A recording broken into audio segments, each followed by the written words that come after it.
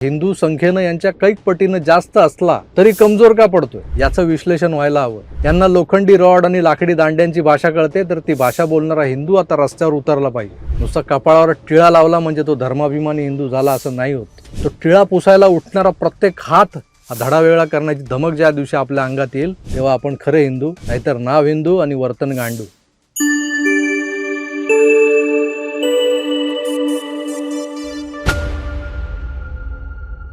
कालपासून माझ्या प्रत्येक व्हिडिओ खाली कमेंट्स पडतायत की धीरज परदेशी बद्दल बोला।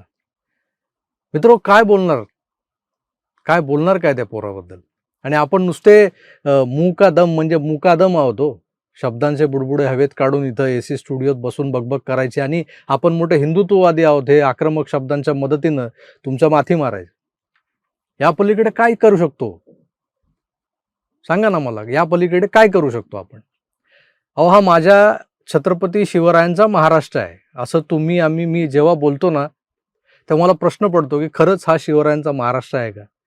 महाराष्ट्राच्या वेगवेगळ्या प्रांतात शिवजन्मापूर्वीपासून जी भिकारचोट हिरवी बाणगुळं या इथल्या लाल मातीला घट्ट धरून बसलेली आहेत आणि या देशाच्या, या राज्याच्या समृद्धतेतलं जे रक्त आहे ते शोषत आहेत, त्या बाणगुळांच्या बुडात आजही तो रहमानी किडा वळवळतोय, जो कधी काळी आदिलशाही आणि निजामशाहीच्या जोरावर वळवळायचा। अहिल्यानगरचं नामकरण केलं म्हणजे इथल्या हिरव्या मानसिकतेचं राष्ट्रीय विचारात परिवर्तन झालं असं होत नाही। हा भ्रम डोक्यातून काढून टाका। ही मानसिकता कुत्र्याच्या शेपटीसारखीच आहे आणि ती तशीच राहणार आहे। नावं बदलून काही होत नाही। यांना भारत माता की जय, वंदे मातरम अशा घोषणांचं आजही वावडच आहे। हे उठसूट नाराय तकबीरचा घोषा लावत बाहेर पडतात। यांना आवरणारं कुणीही तिथं नाहीये। आता विषय त्या बिचाऱ्या धीरज परदेशीचा। मूळचा हिंदुत्ववादी कार्यकर्ता, इथल्या हिंदुत्ववादी आमदाराच्या कार्यकर्त्यांसोबत फिरणारा, धर्माचं काम करायला सतत पुढे धावणारा हा धीरज, ज्याच्या माथ्यावर नेहमी भगवा टिळा असायचा, तोच टिळा त्याच्या दुर्दैवी मृत्यूला जबाबदार ठरलाय बरं का। मुसलमान, मग ते पाकिस्तानातले, बांगलादेशातले किंवा अगदी अहमदनगरमधले, फारसे वेगळे नसतात। त्यांची मानसिकता ही एकाच विखारी विचारानं भारलेली। त्यांच्या डोळ्यात हिंदू आणि हिंदुस्थान हे नेहमीच खुपत असतात। त्यात कपाळावर भगवा टिळा लावणारा, हिंदुत्वाचं काम करणारा कोणी यांना दिसला तर डोक्यात तिडीक जाते यांच्या। नगरच्या दर्गा दायरा भागातही नेमकं हेच झालं परवा। महानगरपालिकेच्या कंत्राटी कामगारांच्या जथ्यातला एक कामगार हा आपला हिंदू पोरगा धीरज परदेशी मुकुंदनगर भागातल्या मुस्लिम बहुल परिसरात असणाऱ्या कब्रस्तानाबाहेरच्या रस्त्यावरच्या स्ट्रीट लाईटची दुरुस्ती करण्यासाठी आपल्या सहकाऱ्यांसोबत गेला होता। एकतर हा हिंदुत्ववादी, त्यात आमदाराचा कार्यकर्ता, त्यामुळे त्याच्यावर या लसणीच्यांचा राग होताच होता। पण हा राग काढण्याची संधी मिळत नव्हती त्यांना। ती संधी परवा निर्माण केली गेली। या स्ट्रीट लाईट दुरुस्तीचं काम ज्या कंत्राटदाराला मिळालं होतं तोही मुसलमानच। त्यानेच मुद्दाम धीरजला या कामासाठी निवडलं का आणि म्हणूनच त्याला सोबत घेतलंय का असे प्रश्न निर्माण तर होत आहेत। पण उत्तर कोण देणार या प्रश्नांची? महानगरपालिकेचा वायरमन असलेला युनुस शेखनं धीरजला, काव्य तावरे, अक्षय मुळे या कंत्राटी कामगारांना अर्जंट दुरुस्तीसाठी दर्गा दायरा भागातल्या कब्रस्तानात बोलावून गेलं। तिथल्या स्ट्रीट लाईटच्या दुरुस्तीचं काम होतं असं सांगितलं गेलं। पण जसे हे लोक त्या ठिकाणी पोचले आणि त्यातला तो तावरे आणि अक्षय मुळे त्या पोलवर चढून काम करत असताना त्यांना मदत करणाऱ्या धीरज जवळ काही मुस्लिम तरुण आले। तो खाली उभा होता आणि त्यांनी कपाळावर भगवा टिळा लावून आमच्या कब्रस्तानमध्ये कसा काय आलास असा प्रश्न विचारला आणि धक्काबुक्की करत करत हातापायी करू लागले। बघता बघता त्या मुस्लिम तरुणांच्या हातातल्या लोखंडी रॉडचे प्रहार धीरजच्या थेट चेहऱ्यावर समोरून केले गेले। त्यामुळे पहिल्याच फटक्यात धीरजच्या नाकाचं हाड तुटून लोंबकळू लागलं होतं। रक्तबंबाळ धीरजला पाहून अक्षय आणि काव्या खाली उतरले, तोवर धीरजला मारहाण करणारे लसूण चिवडे मोटारसायकलवरून पळून गेले होते। आधी त्या ठिकाणी हजर असलेला युनुस शेख तोही गायब झाला होता। पण धीरजच्या सहकाऱ्यांनी ज्यांना मारहाण करताना पाहिले त्यापैकी मेहराज असलम सय्यद, सिराज असलम सय्यद, मुस्तकीम असलम सय्यद या तिघा सख्या भावांना या प्रकरणाच्या पोलीस तक्रारीनंतर शोधून काढलं गेलं। ते चक्क हैदराबादमध्ये सापडले। तर कंत्राटदार युनुस शेख यालाही अटक झालेली।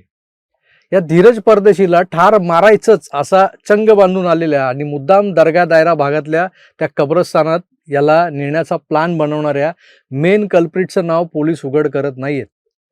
त्याला अद्याप अटक व्हायची आहे. तो पकडला जात नाही तोवर यामागचं षडयंत्र नेमकं काय आहे हे उघडकीस येणार नाहीये.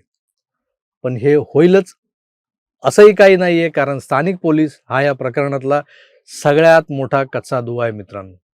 ते सातत्यानं हे जे काही चाललंय ते जुन्या भांडणातून झालंय. त्याला हिंदू मुसलमान असा रंग देऊ नका असा प्रचार करतायत. तर यावर आमदार संग्राम जगताप जे आहेत त्यांनी व्यक्त केलेली शंका अगदी रास्त वाटते. लोक परवापासून घटना काढल्यापासून जुने भांडणं होते.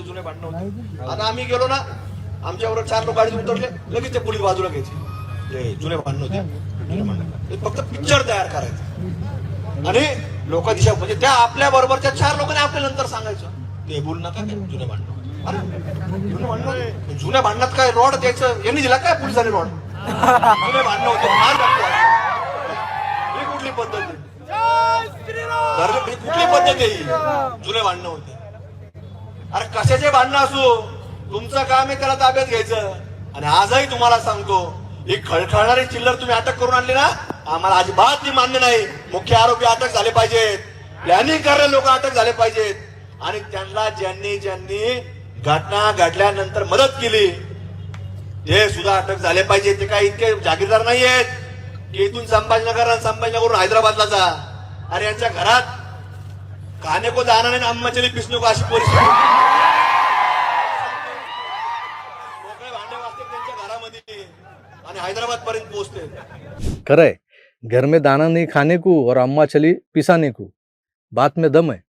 ज्यांची अवकात नाही की ते एसटीनं तालुक्याच्या गावी जातील, त्यांनी या धीरजला मारून पळ काढताना नगर ते संभाजीनगर आणि तिथून हैदराबाद कसं काय गाठलं? हा $1,000,000 क्वेश्चन आहे. मला वाटतं संग्राम जगताप असतील, अक्षय कर्डिले असतील, गोपीचंद पडळकर असतील आणि त्यांनी त्यानंतर फोन लावलेले आपले राज्याचे मुख्यमंत्री देवेंद्रजी असतील, यांनी या प्रकरणी हिंदू पोराच्या कपाळावरच्या भगव्या टिळ्यासाठी कंबर कसून न्याय मिळवला पाहिजे. नाहीतर जसं त्या नाणेघाटात हल्दी घाटीचं गीत गायलं तर लांड्यांच्या गांडीला झुमलं ना, तसंच उद्या हिंदूंना घराबाहेर पडताना आपला धर्म लपवून बाहेर पडावं लागेल.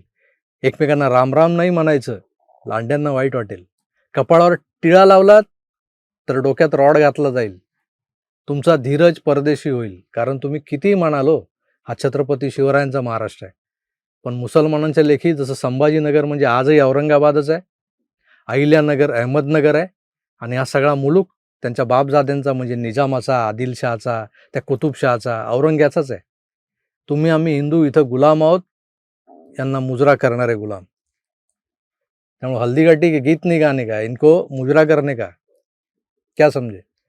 महाराष्ट्राच्या ग्रामीण भागात इतके दिवस सुप्तपणे दडलेल्या इस्लामी निजामांच्या विखारी प्रवृत्तींच्या अवलादींना आता त्यांची जागा दाखवायची वेळ आलेली आहे.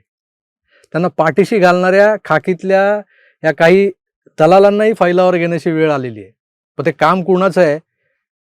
अर्थात ते काम राज्याचे गृहमंत्री नक्कीच करतील असा विश्वास आहे. पण त्याही आधी लक्षात घ्या की हिंदू संख्येनं यांच्या कैक पटीनं जास्त असला तरी कमजोर का पडतोय याचं विश्लेषण व्हायला हवं. यांना लोखंडी रॉड आणि लाकडी दांड्यांची भाषा कळते, तर ती भाषा बोलणारा हिंदू आता रस्त्यावर उतरला पाहिजे.